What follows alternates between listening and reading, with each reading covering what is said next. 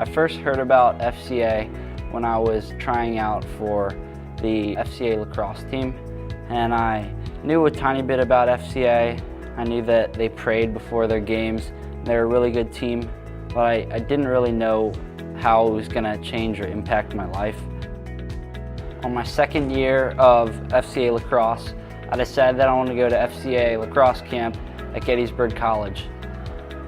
I was surrounded by even more huddle leaders and staff from all around the country who just loved to share with me about the gospel, and I was greatly impacted. On the last night, we were sharing our last devotional, and I understood like a deeper meaning of God. And in that room, I committed my life to God. I could really feel God in the room that night. When I got back from camp, I had known a friend who would help start FCA at his middle school.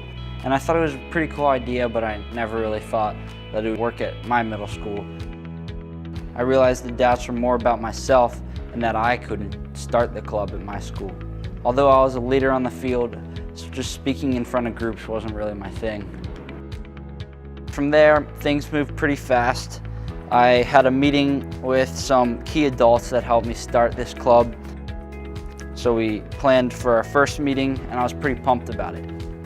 Then reality hit, and I had no idea who or how anyone would be interested in joining the club.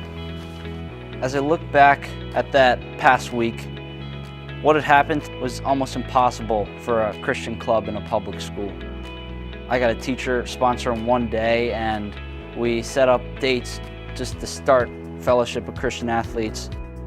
Then doubt began to set in again. I wondered, how would we get members? Would it be a waste of time, or is public school just the wrong place to try this? I shared this with my dad, and he told me to pray for clarity and that my job was already done. I had already established the club, and it was God's job to bring the people to the meetings. The day of the leadership meeting, it was in Flex after homeroom, so I prayed for clarity and that God would just speak the words that He wanted me to speak. As I approached the classroom, I was shocked. I was greeted by like 25 6th to 8th graders, and they were all waiting for me.